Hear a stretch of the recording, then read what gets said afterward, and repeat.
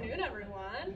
She really oversold my tambourine skills, but it's really good to see all of you. As she said, my name is McClure, and tomorrow I will be graduating with a bachelor's degree in French, which is wild to say.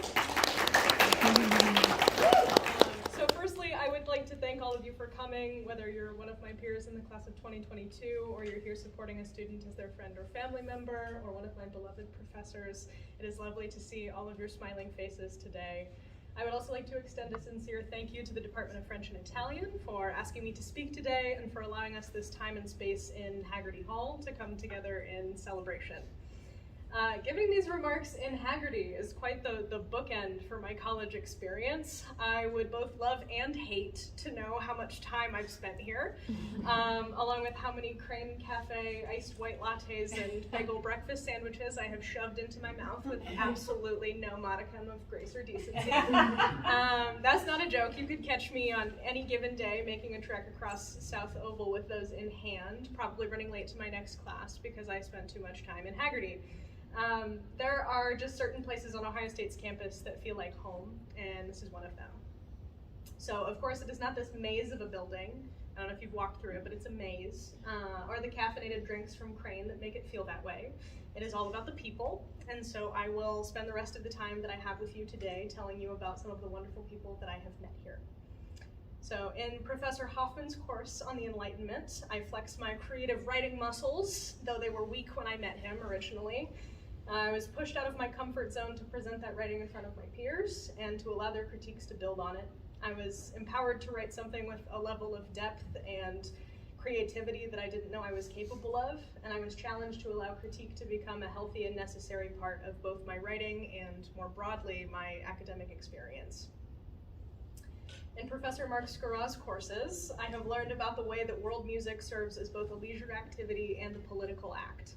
I have done some of my own dancing and singing at our video concert with Monsieur T and the cabaret that we put on here in Hagerty. You'll notice that she didn't include a clip of me, and it's because I was very bad. Very, very bad. The tambourine was also bad. Those were horrendously embarrassing for me and anyone watching, but it was a lot of great fun.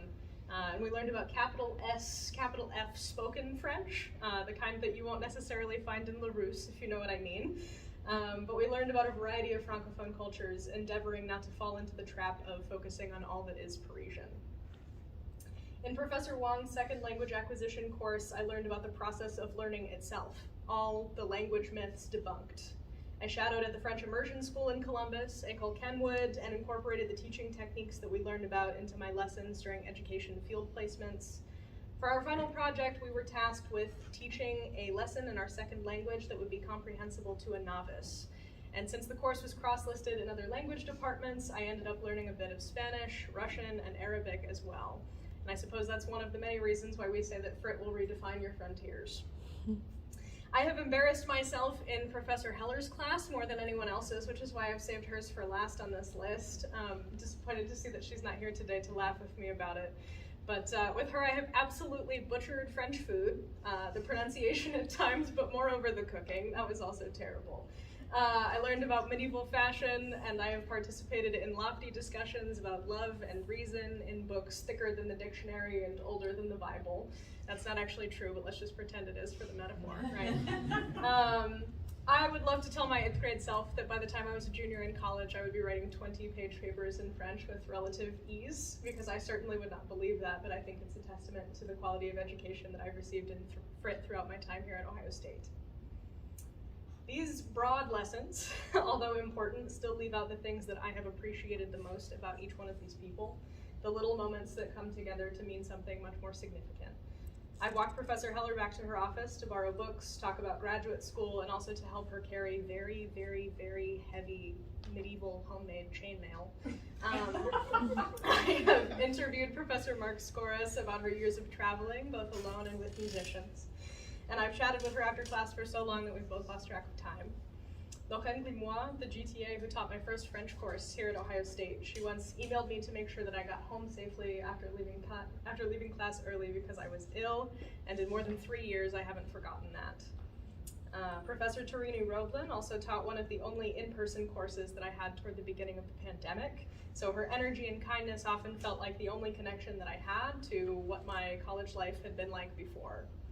I don't need to tell anyone in this room just how overwhelming and lonely it has been during these last few years, but it meant so much to me that my instructors cared about my well-being and wanted to make an intentional connection with me no matter what else was going on in the world.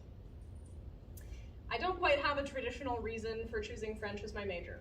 I stopped pursuing teaching licensure during my second year and pivoted toward a career in higher education, and so I'll be staying at Ohio State for a master's degree in higher education and student affairs next year. But even so, I couldn't imagine myself leaving this department during undergrad, even if it meant that I constantly had to answer the infamous and age-old question, what on earth are you going to do with a French degree? And my answer to that is, what on earth can't I do with a French degree?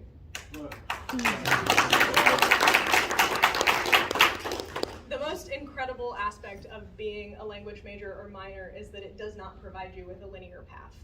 It shouldn't, or else that would defeat the purpose of what we do here. Because if second language acquisition is about community, about bridging gaps and breaking barriers, we do a disservice to ourselves by trying to put these courses of study into a box. And so as our time together comes to a close today, I would like to say thank you to a few different groups. Firstly, to our professors and our graduate instructors, I thank you sincerely for empowering each of us to find our own unique path. You have pushed us out of our comfort zone so that we could find our footing, and each of us is better prepared for the future because of it. Second, to the guests of our seniors present today, I thank you for the immense amount of love that you have poured into us. We may not have been able to reach this milestone without you, and for me, those people are my wonderful parents, Tom and Cindy, and my beautiful girlfriend, Colleen, all of whom are here today.